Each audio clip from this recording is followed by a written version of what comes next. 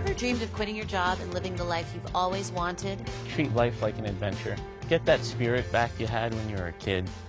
Join me, Savannah Jane Buffett, as I meet Neil Christensen, a surfer who left a successful career in San Diego to pursue his true passion, creating a school in the jungle-like region of Bocas del Toro, Panama, to educate local indigenous children. I'd always known that living a normal life was not me. Do your friends think you're crazy for living down here? Yeah, my friends have always thought I'm crazy with everything I've done. It opens the door to new waves and new adventures.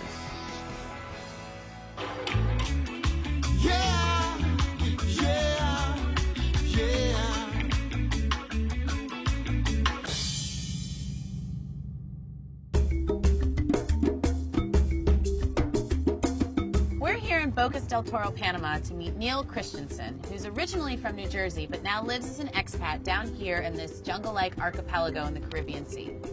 Neil came here to surf his world-class waves, but his true passion lies in setting up a school for the indigenous children of Bocas. We're heading over to Neil's house to pick him up by boat because that's really the only way to get around in these parts. Neil. Hello! It's nice to finally meet you. All right, look at that. There you go. This is the only way to get around here? Only way to get around, which is awesome because when we do preschool run, this is the school boat. Because there is no school bus. There is no school bus. There aren't any roads on these islands. Right now, this is where I stay, but we're going to hop in and go around the bay and pick up the children for preschool. This is the coolest school bus I've ever seen. Uh-huh. Vámonos.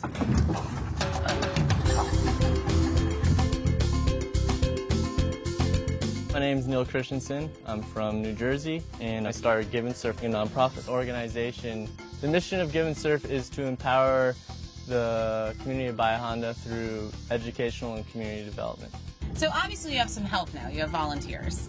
Yes. No longer a one-man show. As you can see, we have volunteers coming and going throughout the year. This is Kelsey. Hi, Kelsey. Nice to meet you.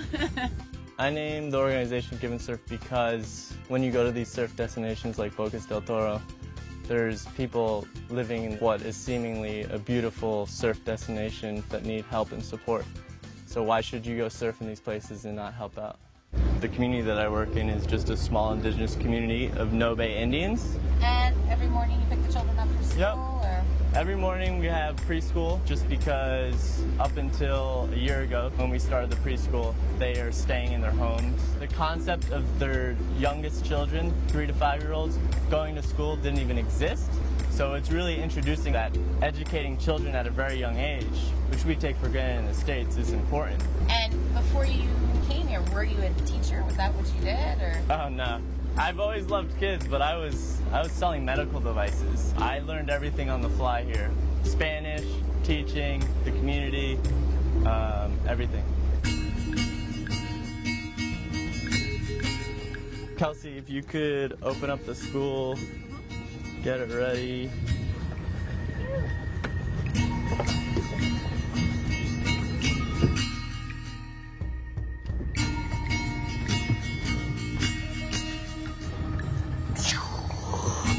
So this is Omar?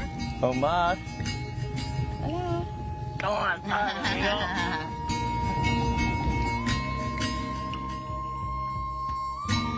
How are you? Good. How are you? Are we ready for school, kids?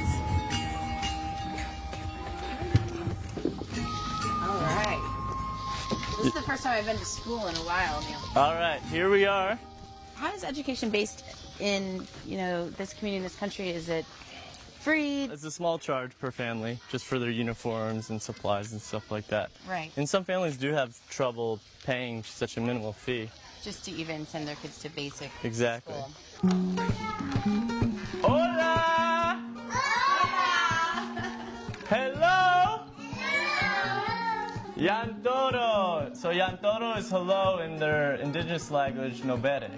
Yantoro! Yantoro! Me personally, I don't have any background with education or teaching, but I've always had an affection for kids. No, dices, how are you? How are you? Masato. How are you? Very good! Very good! Muy bien! Muy bien! I've witnessed so many changes within the children and how they're growing, how their personalities are developing. Y aquí? Dolphin. ¿Y qué color en inglés? Blue. Blue. So they really have personalities now. And it's nice to know that I think the organization has contributed to bringing that out in them. You know what? Let's check out the first project that I started, and we can talk about how it all started and why here. So we're headed to the first project that I started with my best friend Jack. He took some time off from work to come help me out, and then my girlfriend at the time. Neil came up with the plan to go to Panama, and I was like, I have nothing else planned right now, and I think it sounds like a good opportunity to go try something new and see if we can do some good. We decided to build a playground for a number of reasons. First and foremost, is kids love to play, and they didn't have an environment to play in for the community. So here we are. This is awesome. Well, let's take a seat over here by the swings, and I want to hear more. Yeah, I don't know how I ended up here, but How did you end up here? I grew up in New Jersey. I was a beach kid always, so that's obviously a reason why I always end up near the water. And I think shortly after graduating college, I was selling medical devices. I'd always known in the back of my mind that selling medical devices, living a normal life, was not me. But I was living in San Diego. I was living the most comfortable, perfect life. And you're a surfer, so that's obviously a great place to live if you're Exactly. surfing. I was very successful in San Diego, doing well for myself financially, but it left me unfulfilled. At the end of the day, I want to be passionate about what I do. We were out in San Diego, and I was working on boats, and I'd come in, and I'd see him, and I could just tell if something wasn't right with him. He just wasn't happy. He didn't feel complete, I don't think. At the time, it seemed like he wanted something more. Eventually, I just said, you know what, I need to do something different. That turned into me wanting to quit my job and travel, and it was with my girlfriend at the time. And then from there, we said, we want to travel and volunteer because we want to really experience cultures. Right. And at the time, because I wasn't happy with my job, I thought, if I'm going to travel and volunteer, and those are the things I'm passionate about, I should create my own nonprofit. So I started looking into my opportunities, and I obviously wanted to do it in a place that had surfing. So I said, you know what, I'm going to move to Panama. He didn't phrase it as he was moving to Panama. Neil wanted to leave his job, and our reaction was, where will this lead? I did not believe that this would be a stopping point for him. Kind of an astonishing thing if you think about it. Just this kid says, okay, I'm going to Panama. What? When he first told me about it, I said, but come on, Neil, you got to be kidding me. When you reflect back on what my life was like when I was 25 years old, I mean, the idea of pursuing your passion was not on my list of things to do. My list of things to do was to, go in the Army, get out of the Army, go to law school, raise a family, and the typical, traditional, pedestrian American dream. I came down here convicted like no other. I just had a will and a desire to create something that was me. I've always loved showing people a good time. So I thought I could do a combination of that. Create programs for children, and then show interested volunteers, people that come here and visit me, a great time. So speaking of a good time, it's been amazing seeing the program and what you've done here, but I'm kind of ready to go surfing. Can we do that? It's not all work here. It's a lot of play. So yeah, of course, we can hit the waves. All right, I'm ready to see a good time.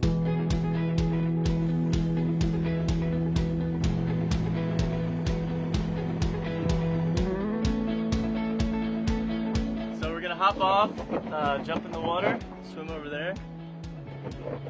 It's just us out, so. It's such a liberating feeling coming down here and being free of what was reality and being free and becoming my own person. And it opens the door to new waves and new adventures.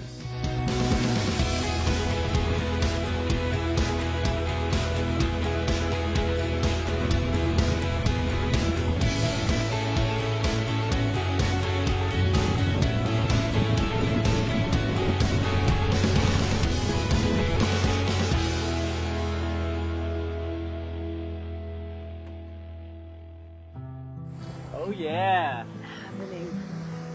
This is why people come here. This is why. I can understand now.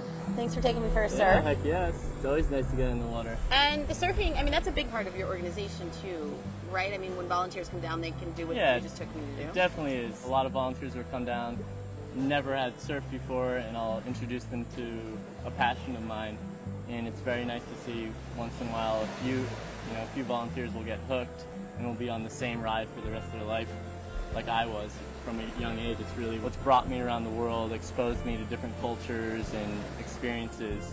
So settling down is not something that's even in your No, brain at this no. point. But you did come down here with a girlfriend, you said. Like, you built the playground with a girlfriend. That was the original plan? That was, the original plan wasn't for, we were supposed to both run the organization. But it's for the better that it's me down here and she's living a life she wants to live. Living in the jungle is not for everyone. There was a point in time we returned to San Diego and I had really put all this aside. I had committed to the relationship and said that's what's most important to me. I had more or less thrown the idea out after building the playground, after building relationships with the community, living here. So really leaving that all behind was unbearable. I tried to live back in normal society for 2 months, and then I more or less lost my mind and said that this was my dream, and I apologize for trying to make it a dream for the two of us.